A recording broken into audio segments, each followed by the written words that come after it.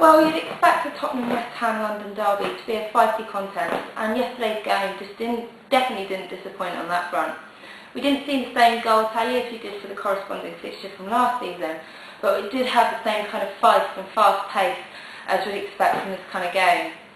The match ended 1-1, and the points keeping us in 14th in the table, and also keeping the unbeaten record we've had since One Day Ramos joined us a few weeks back.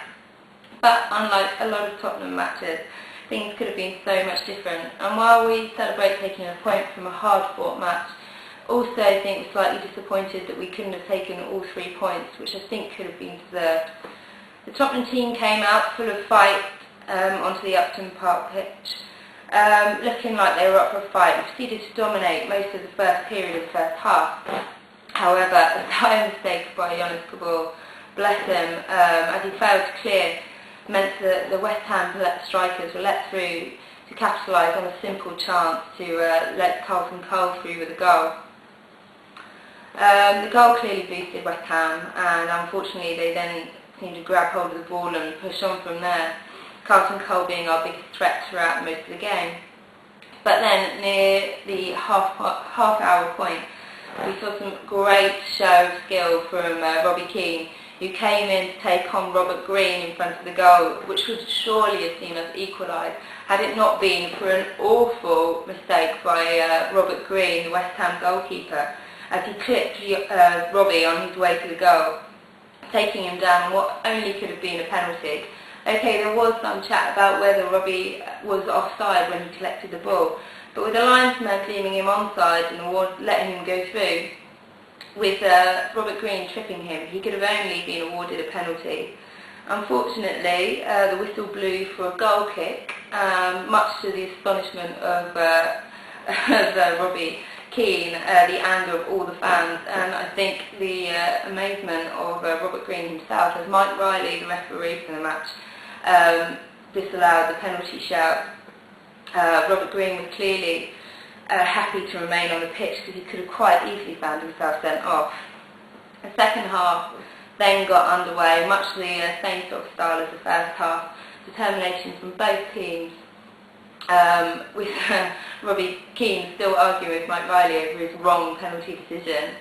But then in the 66th minute, a fantastic cross from Jermaine Jenas for a free kick gave Michael Dawson the opportunity to head home into a corner, where another awful mistake from Robert Green, which saw him about 8 yards off his line. If you're going to come out of the goal that far, you've got to know that you're going to catch the ball.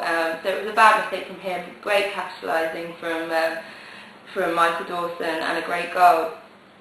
Then, having received a chorus of boos as he came onto the pitch, Jermaine Defoe won a penalty from a Lucas Neal challenge in the 90th minute, which looked like it was going to see us have that winning goal, Jermaine Defoe winning us that winning goal from his old West Ham team, and also make up for the wrong decision that Mike Riley made in the first half with our first penalty. However, Robert Green's dive denied Jermaine Defoe the chance to equalise, to take us to the winning goal, and had West Ham fans celebrating like they'd actually won the match.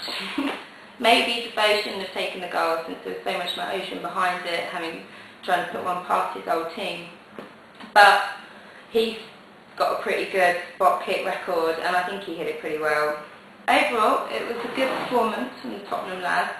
I think they played pretty well, but with the dominance of the game in both halves, we really didn't see the chances that we should have done up near the goal.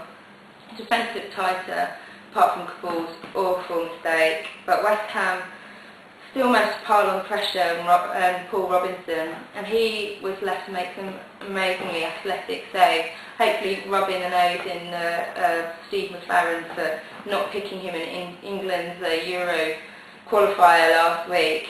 He put in a brilliant performance.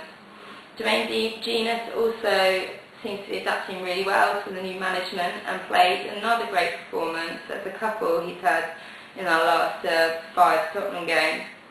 And it was great to see Gareth Bale back on the pitch as well, pushing some great balls forward as well. but it just doesn't seem good enough sometimes. Our strikers definitely need some more support, better balls coming from midfield, and we desperately need that strength in the back four. Let's hope we get that in the January transfer window. Okay, so I'm gutted that we didn't get the 3 points, which I think we really deserved. We had the chances to get those 3 points, and I think, you know, obviously we can complain about the Mike Riley denial of a penalty, and I think we really should have been awarded that, and we could have capitalised on that. But at the same time, I'm glad that we come away from a point. Anything other than that would have been a bit of a travesty. And I'm thrilled to see Tottenham playing with a little bit more determination than we've seen for a while. They actually seem to be picking up in confidence. The 5-game unbeaten run seems to have really boosted them. But what did you think of the game? Did you think the ball saw the wrath of Juande Ramos at half-time? What do you think when Juande Ramos' wrath would be? Would he shout you down? I don't know. Got any choice words for Mike Riley? Anything you'd like to say to the ref? And what did you think of the team choice? Would you have changed anything?